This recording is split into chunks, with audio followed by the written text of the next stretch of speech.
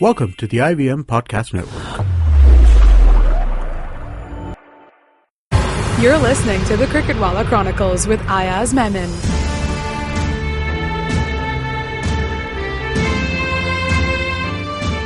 Hi, this is Pooja from the Fan Garage and you're listening to the Cricket Chronicles with Ayaz. A brand new season where we talk cricket and more cricket with none other than Ayaz, the storehouse of cricket and everything else in sport. We've talked about how revolutionary this T20 format of cricket has been the world over and the historic win back in 2007 where India won the first T20 World Cup. But back home here in India, there was another revolution or rebellion, if I may say, that was brewing.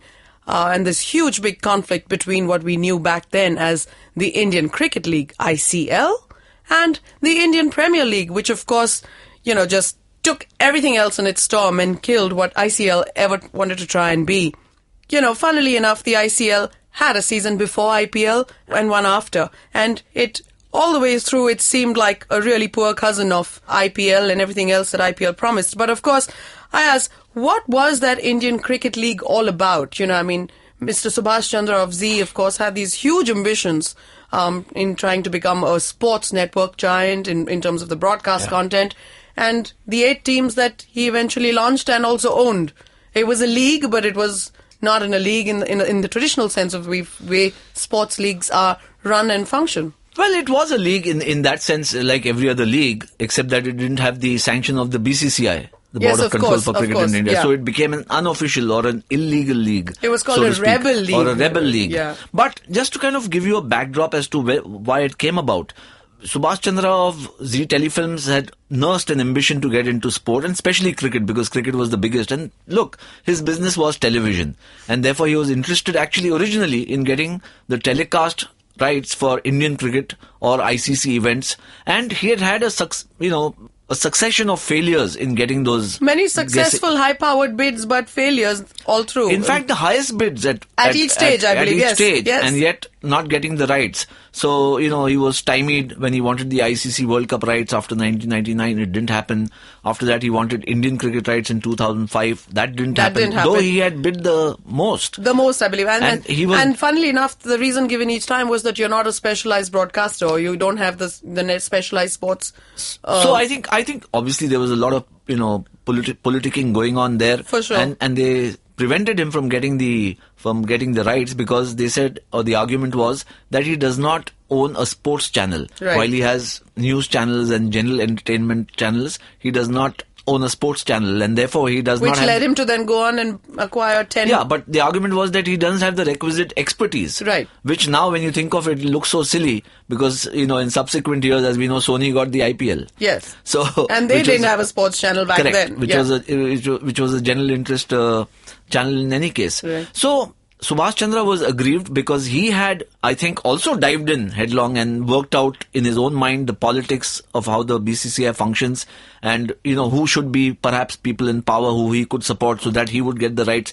as happens in these cases. Yeah. But even there, he got, again, pipped at the finishing post, as it were, because he didn't get the Indian cricket rights after Sharad Pawar had become the BCCI president, when everybody thought now it's like, a done deal. A done deal, because Mr. Pawar and Mr. Subhash Chandra were fairly good, friends of each other. And it seemed that Mr. Pawar becoming president of the BCCI, with Mr. Jagmohan Dalmia being ousted then, was actually to clear the path for Zee Telefilms getting the cricket rights. But it didn't happen.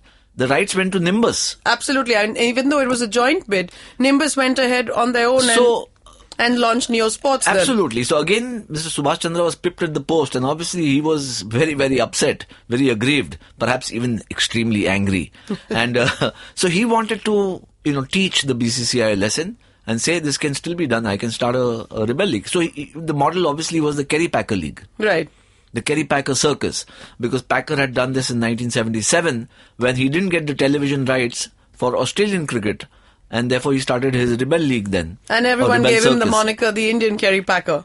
Yes. Or the Kerry Packer of the East. So the principle was pretty much the same. Obviously the formats had changed. Kerry Packer first started with Super Tests, which were 5-day matches, and then of course it went on to ODI matches also. But I think what happened in between is while all this was going on, at the back end, the politicking in the board and the power games, and the power games that were happening, India went and won the World T20 Championship. So the original plan of Zee Telefilms was, or Zee Sport, which had come into existence then, was to have a league of one-day matches, a 50 overs, a 50 over match, 50 overs a side match, and a league based on that, which I must say was the original plan also of Lalit Modi, when he was part of the BCCI. Oh, is that so? Okay. Yeah, if I remember correctly, it was 1999-2000 that he made that presentation. If I've got all my facts right, and I seldom go wrong, he made this presentation to Mr. I.S. Bindra, who was a top-notcher in the BCCI, Lalit Modi, saying how a league of one-day matches could be played in India, inviting foreign players and so on and so forth. And therefore, it would actually make India a bigger powerhouse of cricket. And the model was obviously sports-based in the US, like the NBA and the NFL and stuff. And because Lalit Modi had studied in the US, he was more familiar with the workings of that structure. Right? And he was a marketing whiz, so he thought that, and I think also he aspired to rise within the echelons of the BCCI, and he had to prove a point to the others and to himself that this is something that needs to be done. Remember, he was also the guy who originally got ESPN to India, the television channel. Yes, absolutely. How can we forget that? How can we forget that? Yeah. And, he comes from an industrialist family, so he was, I think his biggest kick was not to work for wages or even, honorary work, but something which challenges him. Yeah. So this was his proposal, which was given in, I think, around the turn of the century. Okay. But the BCCI sat on it. So the ODI league never took off. But when the ICL, the Indian Cricket League, was announced by Subhash Chandra and Zee Telefilms, it was meant to be a 50-over league. ODI originally, league. even they had thought. But when India went and won the 2007 World Championship, and then, it just changed there was a paradigm shift. Absolutely, yeah. So everybody now wanted to get onto the T20 bandwagon. So even Mr. Subhash Chandra decided that ODI league can wait. Let's keep that in abeyance and let's launch a T20 and one. Therefore, he moved swiftly after that win to launch this league before, even the BCCI could gather its wits about it, so to speak. Well, yeah, the first season of ICL was played out in at the end of December 2007. 2007. So the World Championship ended around September. Right. By 2007 November, the ICL was announced. Was announced and played out. So it was announced a few weeks earlier. Yeah. And Subhash Chandra got Kapil Dev, Tony Greig, Dean Jones, Kiran More, these guys to kind of be the advisory board members. Yes. And they also paid board members as it were. Paid board members, big names, big figures. But sensing that this could be very disruptive, because the ICL approached the BCCI saying, we will hold this league, give us permission to hold this league, and we will give you direct access to all the talent that we've got. Our purpose is also to nurture, find, encourage young Indian talent, and therefore you will have a pipeline of young talent flowing into Indian cricket. Correct. But give us this part of the deal. Right, but BCCI of course would have none of that. BCCI would not only have nothing of that, and in a business sense, of course, why would they kind of relinquish what they had their own plans on the drawing board, and isn't the hottest property emerging then. Right. So they said nothing doing. They in fact named it as a rebel league. They clamped down. Did not sanction it. Did not sanction it. They clamped down on players joining this league. The ICL. Kapil Dev, Kiran More, and all those who were associated with the ICL, and they included some very big names from the past. Right. Erapalli Prasanna, Ajit Wadekar, Madan Lal. Yeah. These were some of the guys. Sandeep Patil. Yes. These were some of the guys who were either coaches or mentors. Correct. And there was a whole battalion of domestic players who joined there. But because the BCCI stepped in very urgently and made this kind of a non-recognized or illegalized league, unofficial league, it just stopped the big players from joining the ICL, the big stars of Indian cricket. In fact, not just that, the BCCI used its clout to convince the other boards that the state associations and the international boards. The international boards, that if their players join the ICL, then they wouldn't be able to represent their country. Okay. So what happened was that when the ICL actually got underway, it was very impoverished for talent or star value. Right. The talent was there. The talent was there, of course. There was a but lot of young the domestic big players. names were clearly missing. And from every country. Right. So what you had was only two players who had actually signed on the dotted line, the big stars who were there, were Brian Lara and Inzamam ul Haq. Okay. Both recently retired. Right. In that sense. So they were not current Actively players. playing, yes, yeah. They were retired players, and once the IPL was announced, both tried to wriggle out of the ICL deal. ICL, yes. But they were bound by a contract, so they couldn't do it.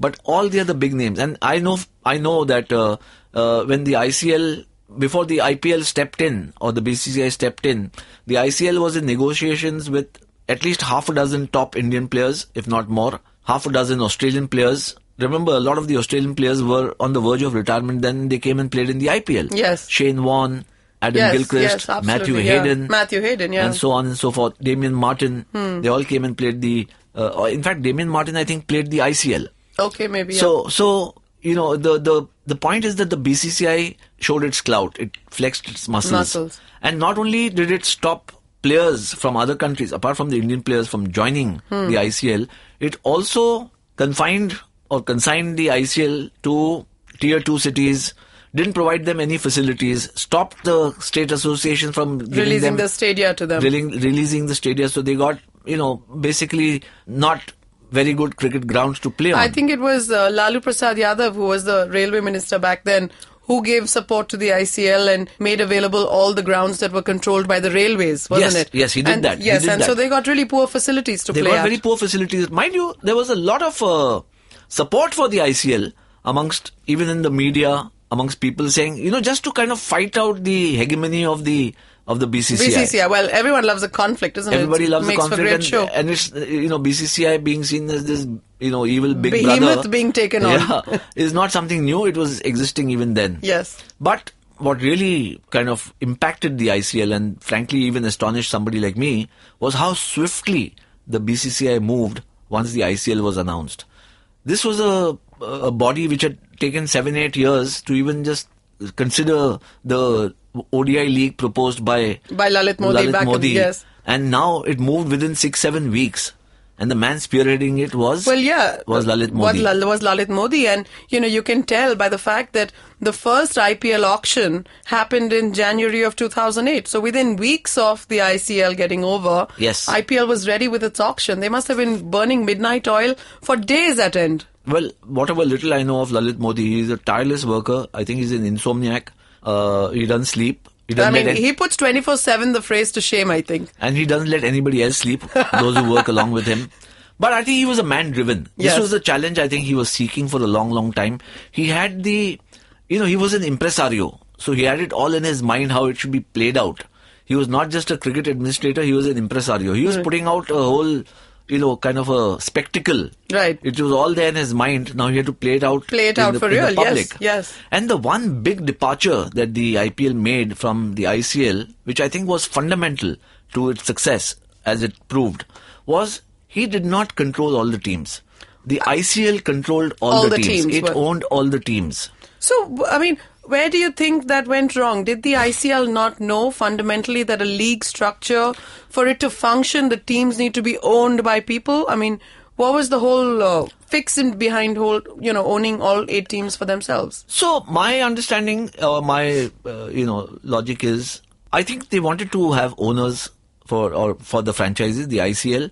But by the time this nobody came on the table, is it because of the conflict? The conflict came into being, and the best players were not there, and therefore the buyers, even if they were not paying top dollar. Right. So I think the promoters decided that they had no choice, in fact. But instead of selling it cheap, let's have 2 or 3 seasons, and then we will be able to command a value once it takes root. Okay. So that was their logic, but I think that failed for them miserably. That completely failed very badly, because what came up with the IPL was a mega show with some of the top names in Indian industry. And none of the, all active cricket players, both in India and internationally, you had the best of talent, really. Because they got the backing of the ICC. They got though it's a domestic tournament. Yeah, it's the ICC sanctioned, it seems. ICC sanctioned it because ICC could have, kind of tripped them by saying, arranging some other tour. But ICC had to make way for them, right? So they had And to sanction by it. then, BCCI was, more powerful than the ICC. Let's And face India it. does enjoy enormous clout in Yes, even international then, cricket even circles. then, So yeah, even then. yeah. And then it allowed for free passage of players from all other cricket countries and boards, except England, where the season was clashing. So that still remains. That's a point of dispute. Contention even now. Yeah, it's a point of dispute between the Dispute. English players and the English cricket administration. Has been. Yes. So now the English season is being revised to allow Players to play in the IPL. Yeah, in the IPL. So that's how powerful the IPL has become. And why not? I mean, Yeah. the players would love to come and play to huge crowds, big money. It's great for everyone. It's a win-win. Ultimately, the sport survives on players. Yes. As much as it does on fans, but without players, there's nothing. Absolutely. But that apart. So I think what the rapidity with which Lalit Modi moved and the kind of buzz he created around even the auction. So you had the top industrialists from India, or at least a few of them. Yes. Nobody would have thought then that a Mukesh Ambani would want to buy a cricket team. Right. Vijay Mallya, people would have anticipated because he had been associated with sports. He himself was a bike rider and a rallyist. He was into horse racing. Yes. People thought maybe a Sahara would join because they would been supporting. They've been in Indian cricket, and yes. Indian hockey and so on and so forth. But nobody realized that Mukesh Ambani was also a great cricket fan. Right. And was willing to back his passion. So in a sense, with it money. brought out all closet cricket fans out in the open in a bid format. So And you with were big actually, bucks. big bucks. And you Shah were Rukh Khan. You were pitting people against each other to make the highest bid. And can you imagine then, there's a Mukesh Ambani and there is a Vijay Mallya and there's a Shah Rukh Khan and there's an N. Srinivasan who incidentally was part of the board. He was the treasurer then. And yes, and don't we all know about the conflict of interest and everything? Which subsequently became such a big issue and led to his ouster. Absolutely, But at that point in time, it was cleared in the... It was sanctioned in the constitution of the BCCI. Yes. So he... Apart from being everything else, he is also an industrialist down south. Yeah, absolutely. And a big one at that. Yes. India Cements is India a huge Cements company. is a huge company. And there was a consortium which got hold of Rajasthan, The Jaipur team. and Yes. then another consortium or co-founders or co-owners which got the Punjab team. Yes. And so on and so forth. Again, big powerful names. And a big media company from Hyderabad. Yeah, and GMR being such a huge infrastructure company in Delhi. So this was a very heady mix of big money and glamour. And don't forget, I don't mean only glamour from Shah Rukh Khan and Preeti Zinta's point of view. I mean, the fact that they were there and they were very popular film stars is one aspect. Yeah. But there was a glamour attached to the Ambanis. There's Yes. a glamour attached to Vijay Mallya. They may not be, they're not in films and stuff, but they are glamorous people. Nonetheless, absolutely. In their own way. In their own way. Money shines too, Yes. So, getting all of them, getting bids for teams, Mumbai commanding the highest price, I think it was $111.9 million then. Yes, and Mallya was the second highest and bid. And Mallya actually wanted Mumbai. Yes. And then he settled for Bangalore because I think that was good enough for him. Yeah. And Srinivasan, I think, always wanted Chennai. Yeah. And, Rajasthan was also... So, from a price differential point of view, the Rajasthan team was the cheapest and the Mumbai team was the most highest, expensive. Yes, the most expensive. And Shah Rukh Khan going with Kolkata Knight Kolkata, unthinkable. So I think maybe he would have wanted Mumbai earlier or Delhi because he comes from Delhi. Delhi, made a life and career in Mumbai, but he got Calcutta. I think the largest gate receipts, perhaps. Maybe not because of in Kolkata people don't pay very heavy price for tickets. But then look at the numbers of people that come into the Eden Gardens. But I think also the fact of being part of this, experience or this adventure, I think got Shah Rukh really interested because he also is a great sports buff. Big sports buff. He used to be a hockey player, as we all know. So this was the kind of people who assembled. So there was this auction for the teams and then followed by the auction for the players, which became a mega event in itself. Because it was unprecedented. To see people bidding for players, it was just unthinkable. So that was another big departure from ICL. When ICL was promoted and the tournament was played in the days preceding that, there was no bidding. I mean, Lahore Badshahs was a bunch of players from Lahore or from Pakistan who assembled there and were and part just of a played. team. Yeah, so the teams were just announced as they were. Players were apportioned to different teams and obviously they were being paid money, the domestic cricketers and the overseas cricketers. Right. But there was no razzmatazz about it. We'll continue our chat on the Cricketwala Chronicles right after this break. Who's ahead in the league and what's cooking off the pitch? We at TFG bring all that you need to know about Indian football. Discussions, debate, banter, in-depth analysis with a touch of fun and fandom. This is the TFG Indian Football Podcast and we're a daily show. So check us out on YouTube and various other podcasting apps like iTunes, Audioboom, SoundCloud, etc. Welcome back. You're listening to the Cricketwala Chronicles with Ayaz. This is Pooja from the Fan Garage. So whilst these whole power circles were being played out in the corridors of BCCI and the rebellion as it were, how did the consumers, how did the public at large actually take to the ICL when it was played out? Because let's not forget, November, December 2007, even though the IPL may have been announced, but people hadn't seen the auction, people hadn't, witnessed all of that bidding and all of that. So how did the people respond to the ICL? Pooja, I think it fell between two stools. What the people had watched was the 2007 World Championship. Big crowds, all the big stars of the game there, barring, of course, a few of the Indian stars, which we've talked about. Yeah. And also, I think you see, there was an impetus provided by the World Cup. And there had to be some logical extension of that, which ICL did not support in any great way. It became a tournament. It didn't become an occasion. It didn't become an event, which is the IPL became. Okay. And by the time the IPL was announced and none of the Indian big stars were joining the ICL, already interest was, tepid. Right. Saying, so where are these players going to go? What's going to happen? So they were waiting and watching.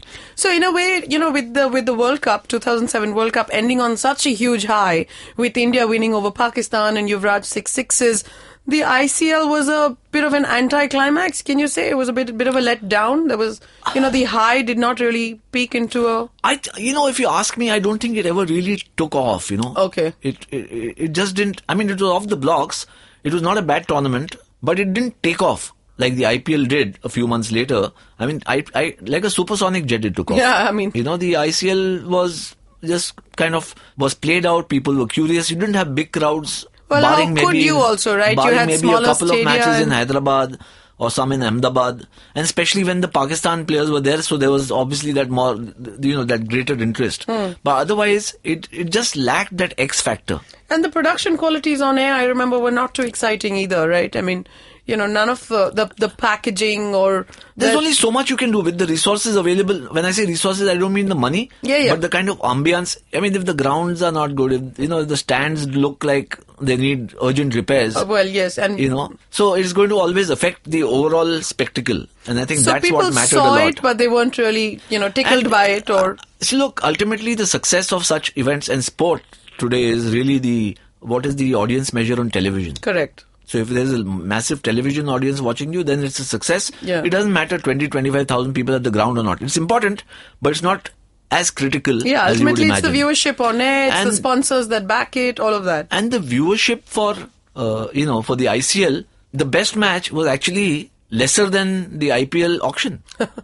When the auction was announced and players were being auctioned, and we had never experienced an auction. Right. Players being traded, bought and sold. Yeah. There was a lot of criticism too. Yes. That what is this? Are they cattle that they're being herded, for sale? And for sale, people with big bucks, and it's obscene and it's grotesque, and there were all these objections also raised. Correct. The traditionalists certainly didn't like this whole approach. But then it's not new to sport. I mean, that's how it's not new to done sport, in the West. But it's new to cricket. Right, of course. It was never seen earlier in cricket. Of course. And we haven't seen the end of it since, because it became such a big hit then. But look, by the time the IPL teams were sold and the player auction took place, it was clear as, the difference between the ICL and the IPL was, night and day. That's true, yeah. So very right in saying that. It's just that the best players with the IPL, the excitement had been whipped up, and finally what remained was how does it play out on the ground. Ultimately, that was to be the test of the IPL. There had been such a brouhaha, there had been such a hullabaloo about it. Yeah. And how would it finally play out? And we had the first match in Bangalore, RCB versus KKR. And McCullum. And his Bangalore versus Kolkata. And the first match, Brendan McCullum, now, of course, retired, alas too early. But who can forget his 13 sixes and 158 of 73 deliveries. He set the IPL on fire. He set it on fire. And it never looked back. And what people saw was not just, great cricket like this. And ultimately, remember, the final was decided on the last ball. Yeah. Rajasthan won it on the last ball, On the beating last ball, Chennai. beating Chennai, yes. Really, it was a humdinger. It was the edge of the seat excitement. The seat in its truest sense. And I remember that with every passing match, the excitement grew and grew and grew, and the audiences became bigger and bigger and bigger. And, overseas media I've got a lot of calls. I appeared for Radio Talk or television, some news bites and stuff as to what is this happening in India? What is this great appeal? Right. And the appeal was twofold. One is that cricket is, we're obsessed about cricket. We're obsessed about cinema. And we love our politics, at least to talk about it. Yes. And then, of course, in the new liberalized India, we are completely in awe of our big industrialists. In awe of our big money. Big money, This was a great, heady mix. There was cricket, there was film stars and entertainment and dancing girls and performers. Yes. There was Cheerleaders, let's call them. No, apart from that, there would be performers. Oh, yes, of course. Yeah, the Razzmatazz opening ceremony. And then there was big money, big dosh, and then of course there were the politicians attached to it, or they would make an appearance. Yes. And they would sit next to films. And one of the big highlights of the telecast used to be the camera panning the stands to see who has come to watch the match today. Who's in the VIP box? Who's in the VIP box? Who's doing what? Right. So who's sitting next to whom? Who's sitting next to whom? What's the power equation there? Right. So that became, I think the Indian public, and I dare say even the overseas public, which got to see the matches, was mesmerized. They were just taken up. And the TRP ratings were so strong, the television viewership was so strong, that midway through that season, film producers took a call not to release their movies. Not to release movies. And it continued for the next 3 seasons. Yes, absolutely. So no new Friday releases during IPL. There was no point. So they had a 2-month void saying no movies because the audiences are not coming. Exactly. Everyone's busy watching matches. To the contrary, what Lalit Modi started planning, he didn't do it in the first year, but he wanted to do it in the second. I think he tried it a bit, was to take the IPL matches to movie theatres. Yes. Because everybody couldn't go to the ground. Right. And didn't so want to let's have large screening formats in cinemas. And experience that razzmatazz rather than, sit at home and watch it. Yeah, I remember seeing one of the matches in the evening in a cinema near my home, and it was nice. I must just, as an aside, I must tell you that this is what the IPL culture does, so to speak. Not the IPL, I'm sorry, the T20 culture.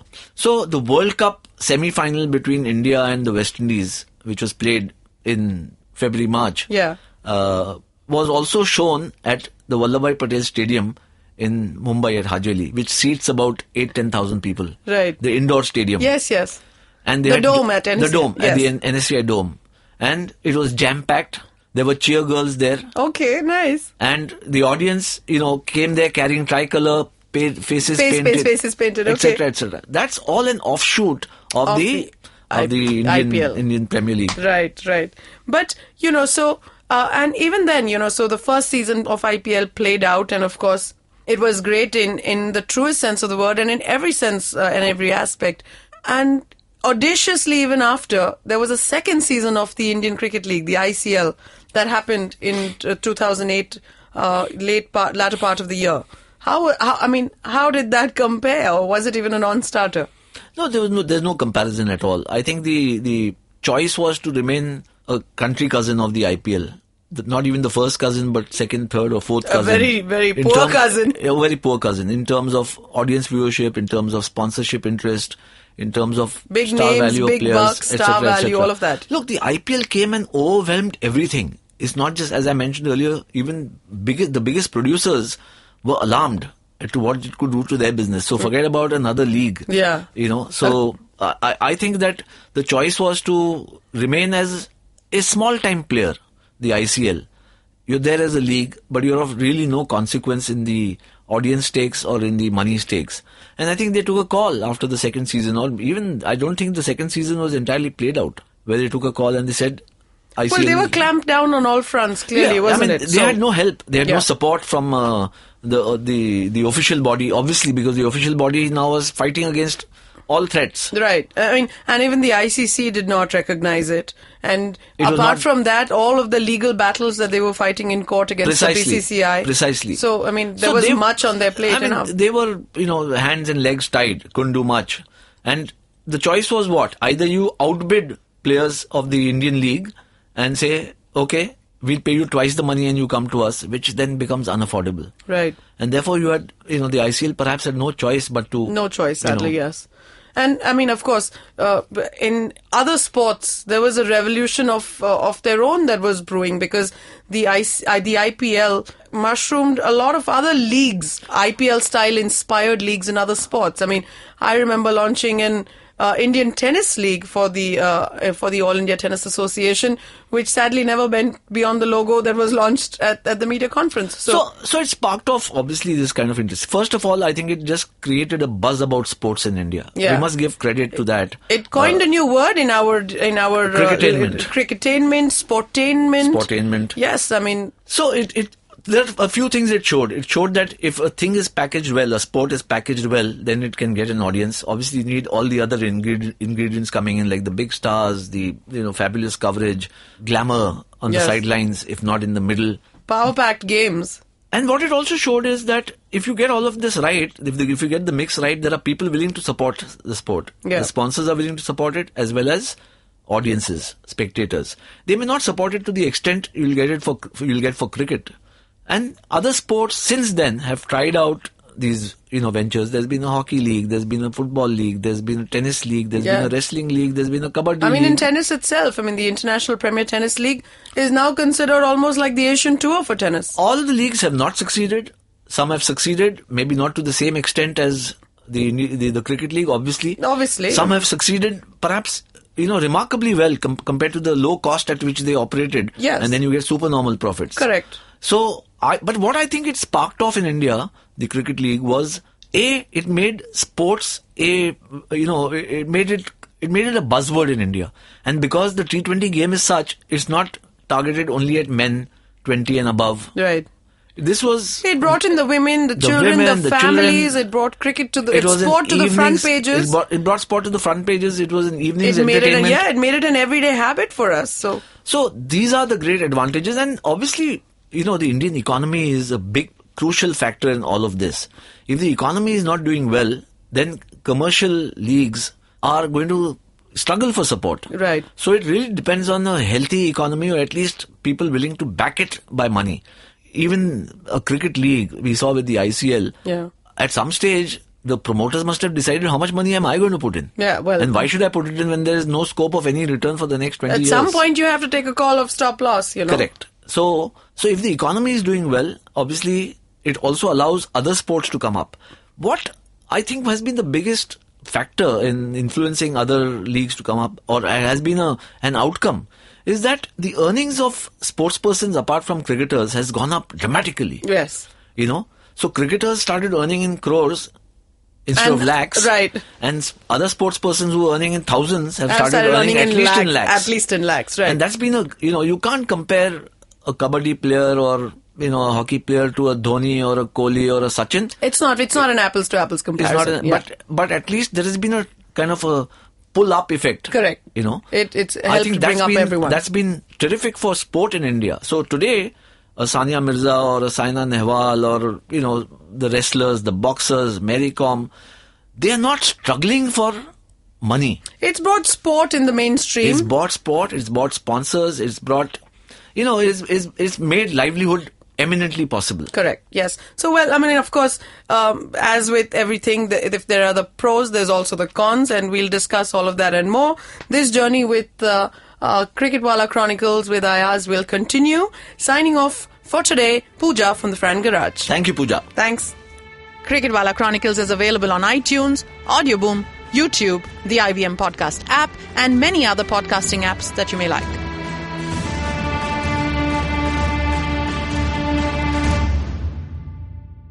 Hey man, just help me out, man. I need some podcasts, man. I haven't had a fix in a week. Just need some. Don't you worry about it. I got podcasts galore for you, man. Just go to ivmpodcast.com. You can also find us on Facebook, Twitter, and Instagram. Thanks, man. I'm gonna check it out.